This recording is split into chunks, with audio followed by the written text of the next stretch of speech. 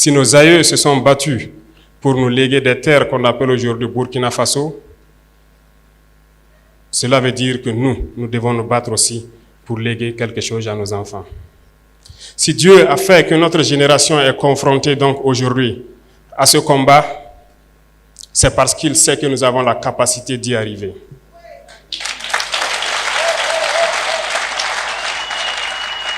Et je sais compter sur tous pour qu'on y arrive.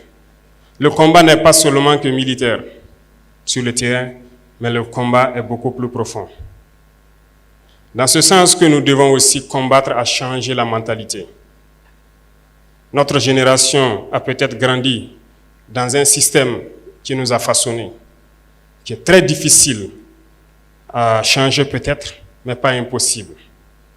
Peut-être que parmi nous, certains se retrouvent encore avec peut-être des caractères dont on ignore la portée, mais j'aime le dire, pour citer un auteur, il n'est pas d'homme plus méchant qui ne puisse changer son cœur si on lui enseigne comme il le faut les voies de la sagesse.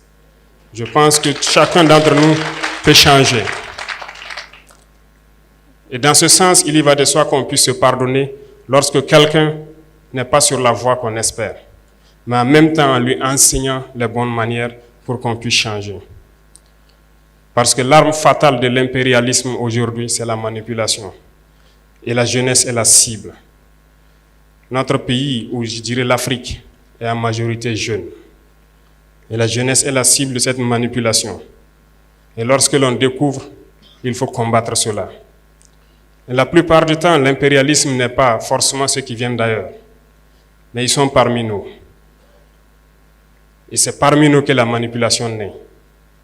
J'invite la jeunesse à s'en départir, à toujours chercher l'information juste et à toujours penser à nos patries, à nos différentes patries partout en Afrique.